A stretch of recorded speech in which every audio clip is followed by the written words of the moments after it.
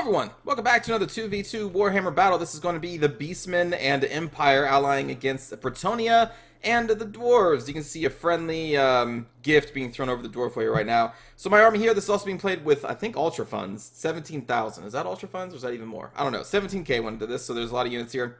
We have a Ungor, a front line of 2 Ungor Spearmen, 2 Gore Herds, and 1 Gore Herds with shields. Back here we have 3 additional Ungor Spearmen. We have a Chaos Warhound with poison. We have 2 Centaurs with great weapons, 1 Razor Gore Herd, 2 Minotaurs with great weapons, 2 Gore Bulls, Brave Shaman of the Beasts. We have a Beast Lord on a chariot, and another Minotaur with shield here buried with that Ungor Spearman. And I think that's it.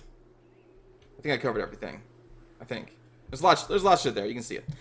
For the Empire player, we have 2 crossbows and 2 handgunners in the front. They have a main line of a bunch of swordsmen, including Sigmar's Sons, Warrior Priest, Karl Franz, Demigryph Knights with halberds, 3 great swords, Jade Wizard, 2 mortar teams. And that's going to be there. Oh, sorry. And they also have a Vanguard deployed, Zintler's Reichsguard, over there on the side. For the Bretonnian player, we have a front line of all halberds. Behind them, these are going to be 6 Foot Squires. So we have 4 halberds, 6 Foot Squires. We have 2 Pegasus Knights. We have King Lewin the Ungor. Also a Damsel of Beasts in the back here. We have 5. Yeah, 5 of the Peasant Bowmen. They all have pox arrows and a Paladin. Is that all they have? I think that's all they have. And then the Dwarf players, so you can see they kind of deployed far away from each other. We have a front line of Dwarf Warriors, including the Warriors Dragonfire Pass. Behind them we have Miners, including the Ekron Miners. We have 2 Iron Drakes, including the Skulder Guard, 2 Dragonbacks, or 2 Slayers, one of them Dragonback Slayers, 4 Quarrelers, 2 Cannons. We have Belagar Ironhammer, Runesmith, and a Thane. I think that's it. So, seeing as this opponent is marching up, and the reason why they're marching up right now is because they're getting hit by these 2 mortar teams that are really kind of nicely placed in the middle of this forest, because they can just kind of lob their shots over the trees. So the Pegasus Knights are going to start marching forward, so that means I'm going to get my anti-armor, anti-large forces over here as quick as I can. And the Dwarf player is not moving. So, right here, the Bretonnian player had 2 options. One, they could charge, which is what they're doing. The other one is to pull back into the forest next to their ally, and just use the trees for cover and let the cannons do their work. But they decided to charge, so we're going to make best of the situation. And again, I'm going to try and get my fast forces over here. I'm going to try and pin down the puppies with, pin down the Pegasus Knights with my puppies because they are the fastest. And then we're going to get everything else in there. Just, you know, bloop, bloop. And we hit the puppies. Or, gosh darn it, we hit the Pegasus Knights. And you can see a flock of doom going down here from the damsel there.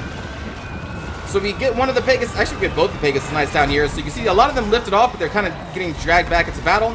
I'm going to throw some Centaurs in there, some Spearmen. And then this force, we're about to get hit by some cannons, so I'm going to temporarily withdraw our Gore Herds, but then I'm going to get them right back in there as well.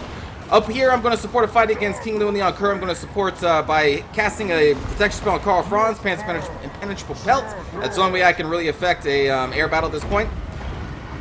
You can see we do a ton of damage to the Pegasus Knights, but then charge the Griffites. I guess in a panic charge, they charged Griffites, so they're not long for this road. I'm going to get this force back over here because now I want to try and assault the main line of the Bretonnians here. You can see the Zintler's Reichsguard have already gone in and they're starting to work. You got all these halberds now pulling back, or these men-at-arms pulling back, and I'm going to get my forces up here, my fast forces. I'm going to run 2 Ungor Spearmen as blockers for this Dwarf force, which is finally moving up.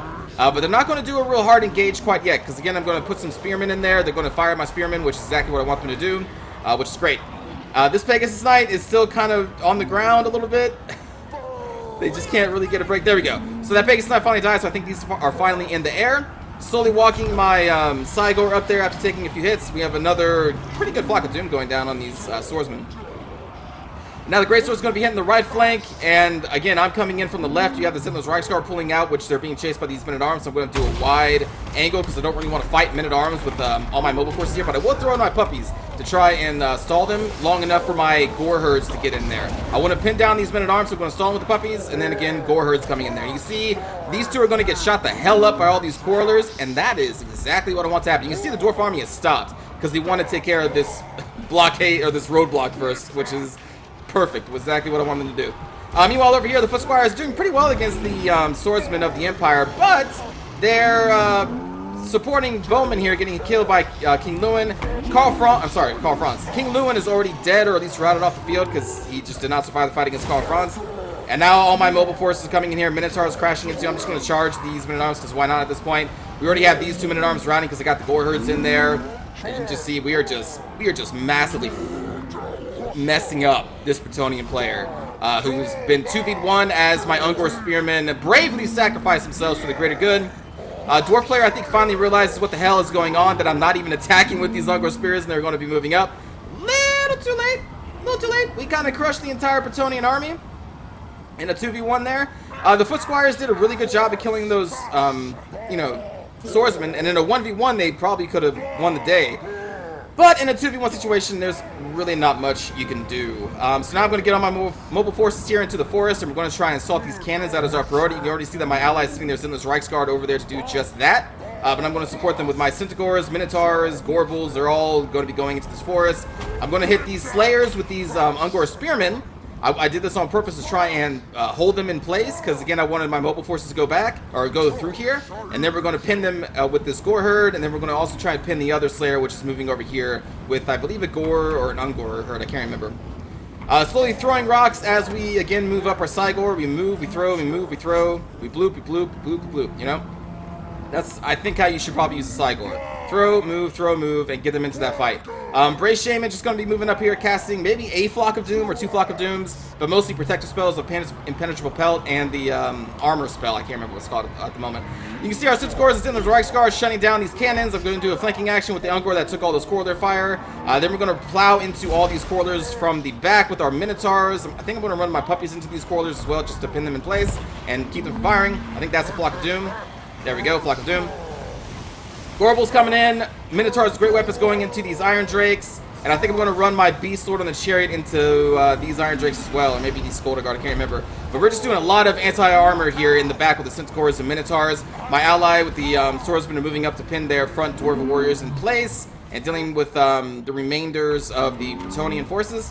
Again, these Slayers are being pinned by this Gore herd, which is exactly what I want. These Dragonback Slayers are trying to chase my Minotaurs, so we're getting a lot of free hits with them from the Ungors and the Gore herds as they wanted to chase these Minotaurs. And also I'm going to disengage here and go over here, and then my Beast Lord's going to come in here with the Chariot and go all over those Iron Drakes. And again, the Slayer's still trying to pull out of this fight, so they're just taking so much free damage right now, which is perfect. Got the Cygor in there doing some melee damage, terror and fear. There goes the beautiful Beast Lord. Here comes some Razor herds, who I think we're dealing with Bretonnian peasants up until now, and so now they're going to run in. Slayers are almost dead. Iron Drakes, they're just a giant red X on this Dwarven army. Mortars still firing in that safe position behind the trees.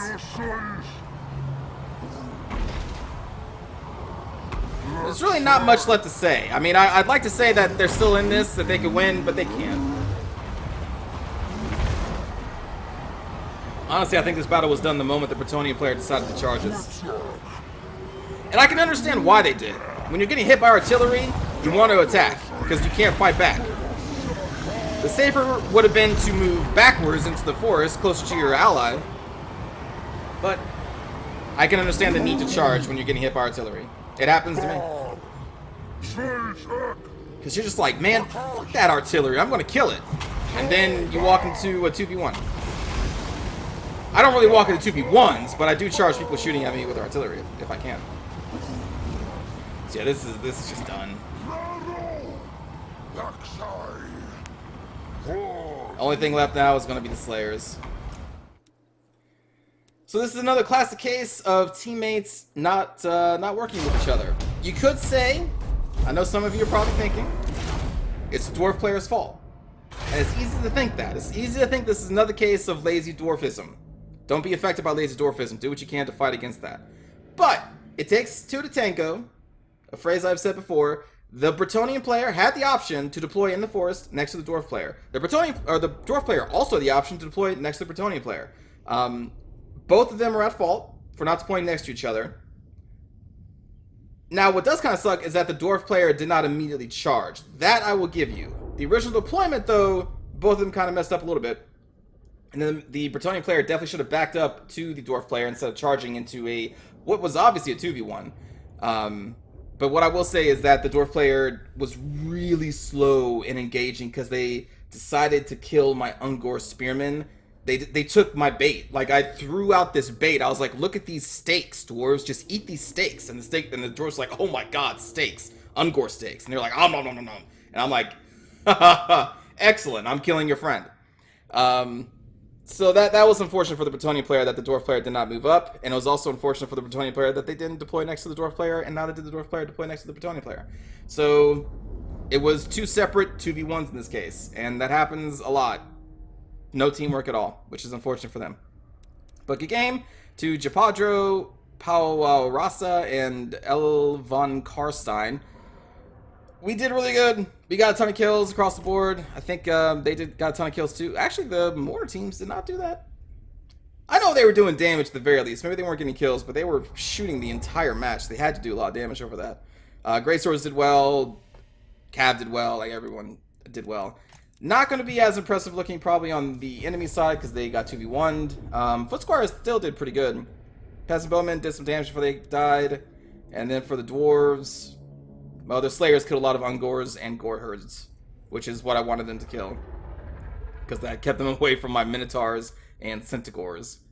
Ken's got some shots in, but yeah, overall, that was pretty much a massacre. But good game. Hope you enjoyed. And again, don't get hit with the case of the lazy dwarfism. It's a dangerous thing. It's a killer. It kills a lot of people out there. Let's watch that cinematic view.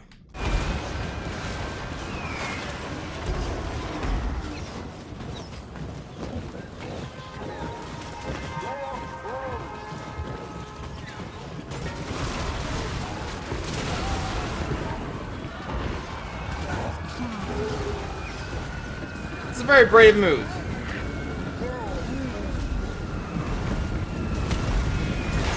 They almost made it out. Those puppies say no. Those swordsmen say no. You gotta remember, large units are slower and generally weaker in the forests. Not all of them. Like the Beastmen don't have that, the Wood Elves don't have that, but Bretonnians definitely do have that. And we got that Carl versus King Lewin fight. Put your bets down. I am going to cheat a little bit, throw him a buff spell. Pretty nice one, too. That's okay. We got your back, Carl.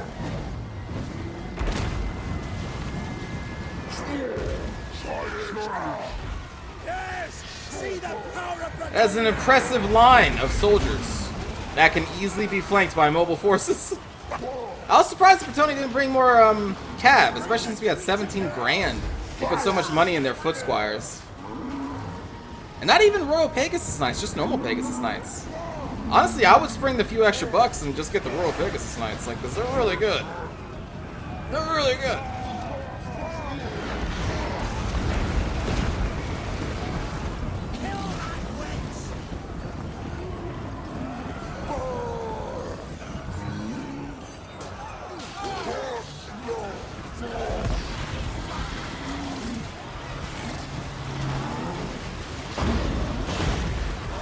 Those arrows do look pretty cool.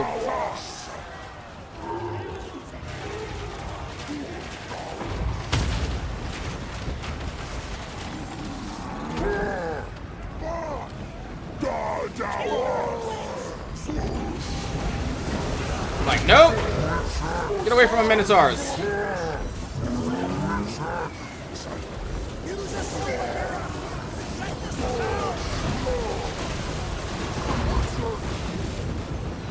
And they were like, oh, look at that! We're behind you now, because we're faster than you.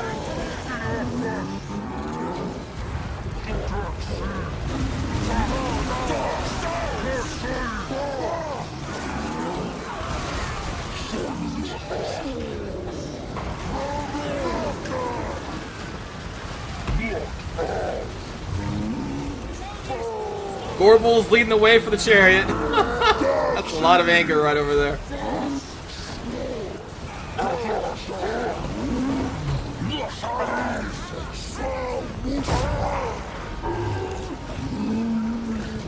What up, damsel? She's not having a good day. Oh man, these juicy Ungor steaks. Oh man, I'm sure that Bretonnian was pretty upset. They left the game, by the way. They left by this time. I think they actually left maybe a minute ago or so. Yeah, I don't think they were too happy. But hey, they charged in. More than they expected.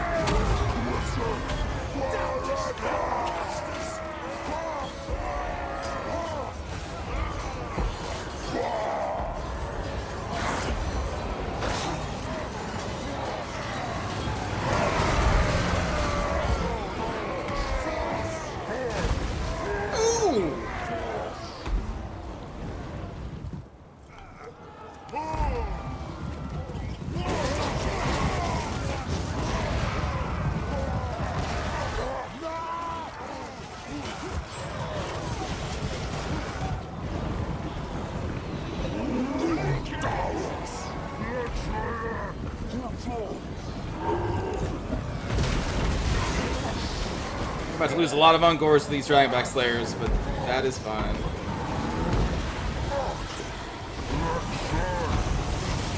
And you see they're trying to get to these Minotaurs. They do get in there. They get some good hits in. Before I disengage.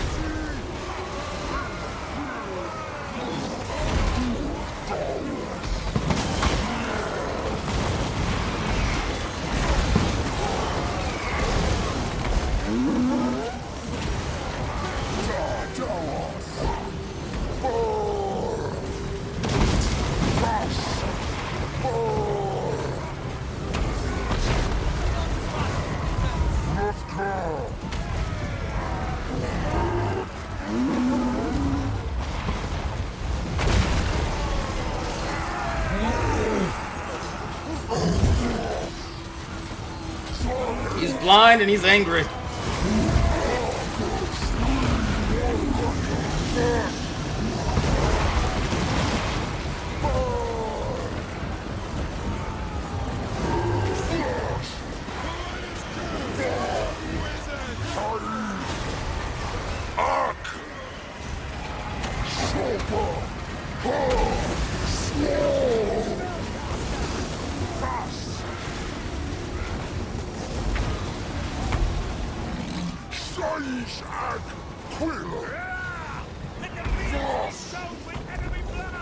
I think the only thing left right now are the Slayers.